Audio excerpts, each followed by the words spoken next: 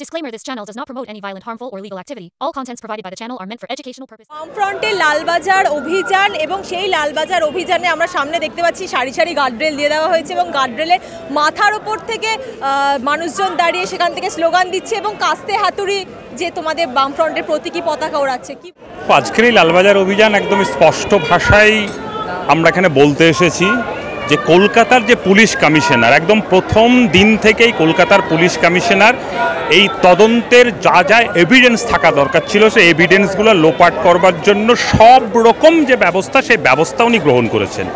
তাই আমরা স্পষ্ট ভাষায় এই বিনীত গোয়েল কলকাতার যে পুলিশ কমিশনার সেই পুলিশ কমিশনার থেকে তাকে পদত্যাগ করতে হবে। কেন এই কথা বলছি তার কারণ হচ্ছে একদম 9 তারিখ সকালবেলায় যখন এই বিবস্ত্র দেহটা যখন তিলোত্তমার পড়েছিল সেই দেহ দেখে যে কোনো সাধারণ মানুষই স্বাভাবিক খুন হিসাবে বলতে পারে না, কিন্তু কলকাতার পুলিশ এবং তার সঙ্গে হাসপাতাল কর্তৃপক্ষ যেটাকে আত্মহত্যা বলে চালিয়ে দেওয়ার চেষ্টা।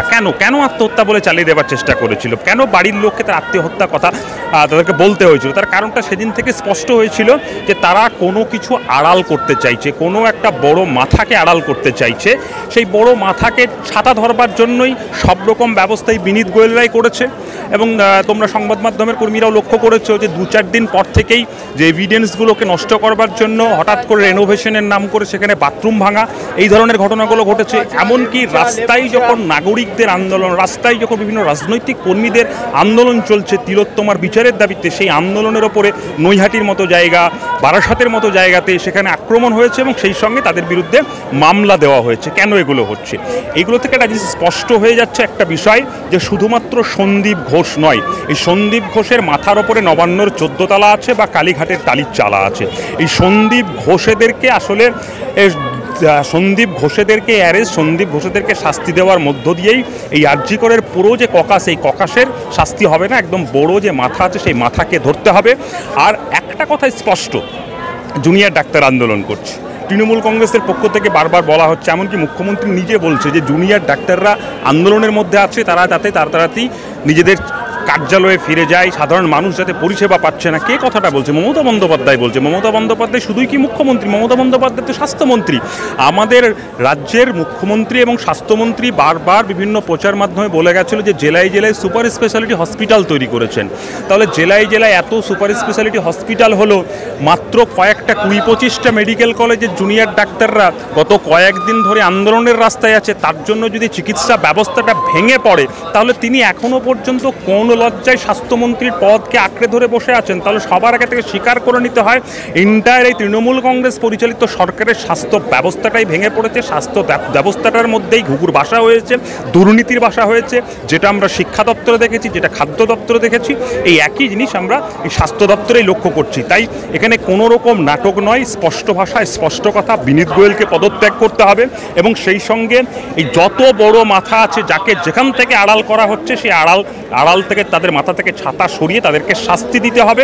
এটা ছাড়া অন্য কোনো পথ নেই। আর অবিলম্বে রাজ্যের স্বরাষ্ট্রমন্ত্রী এবং রাজ্যের স্বাস্থ্যমন্ত্রী, ব্যর্থ স্বাস্থ্যমন্ত্রীকে পদত্যাগ করতে হবে। কলেজ থেকে শুরু করে গোটা স্বাস্থ্য ভবন একটা সিন্ডিকেটের নোংরা চক্রের ঘুঘুর বাসা হয়ে আছে। সেই জন্যই তারা ব্রেন এবং ঝাঁটা নিয়ে যে স্বাস্থ্য ভবন সাফাই অভিযান করলো, এখনও কিন্তু তারা স্বাস্থ্য ভবনের সামনেই বিক্ষোভ করছে।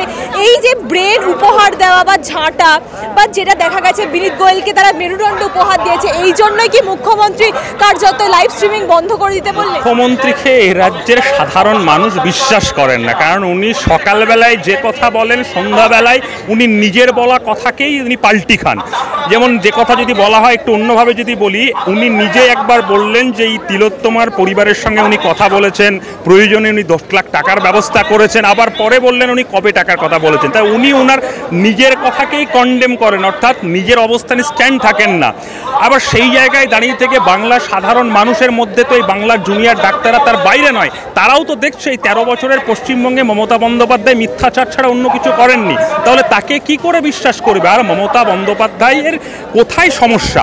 লাইভ স্ট্রিমিং হবে, ছাত্ররা তাদের কথাবার্তা বলবে, জুনিয়র ডাক্তাররা তাদের কথাবার্তা বলবে, আর মুখ্যমন্ত্রী তার বক্তব্য বলবে।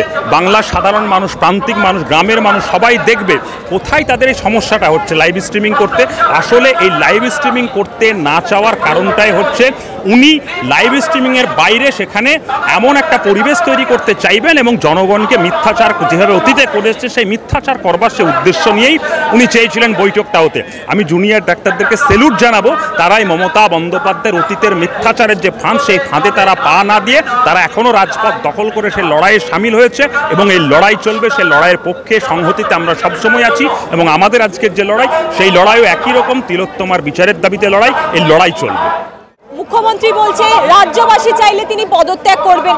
অপরদিকে তৃণমূল কংগ্রেসের যারা কাণ্ডারি তারা বলছেন জুনিয়র চিকিৎসকরা খুনি, যেমন কল্যাণ বন্দ্যোপাধ্যায়, উদয়ন গুহ ফোঁস করে উঠছেন, কুণাল ঘোষ একরকম কথা বলছেন। কি হচ্ছে রাজ্যে? তৃণমূল কংগ্রেসের যে নেতাগুলো তুমি নাম বললে, এই সময় পশ্চিমবঙ্গের মানুষ দেখেছে এই নেতাগুলো বা তথাকথিত এই নেতাগুলোর ভাষা হচ্ছে একটা হুলিগ্যান গুন্ডাদের থেকে কোনো আলাদা নয়। তাই এদের কাছে কোনো পশ্চিমবঙ্গের সুস্থ মানুষ, জুনিয়র ডাক্তাররা কেউ কোনো ভালো ভাষা তারা চয়ন করবে বলে আশাও করে না।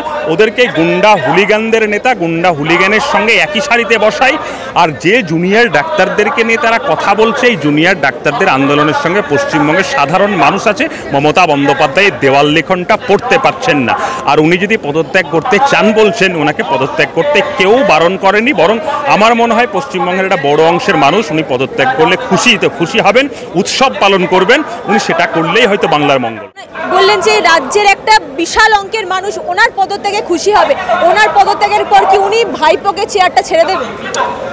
দেখো, সেটা তৃণমূল কংগ্রেসের নিজস্ব ব্যাপার। তৃণমূল কংগ্রেস তো একটা ব্যাপক ম্যান্ডেট নিয়ে ক্ষমতায় এসছে, কিন্তু স্বাভাবিকভাবে এই কথা বলতে দ্বিধা নেই যে তৃণমূল কংগ্রেস সরকারটা 2011 সাল থেকে যখন থেকে পরিচালিত হচ্ছে, তৃণমূল কংগ্রেসের একটাই মাত্র পোস্ট ছিল, বাকি সব ল্যাম্প পোস্ট। কোনো মন্ত্রী, কোনো সাংসদ তাদের আলাদা করে কোনো সে ছিল না।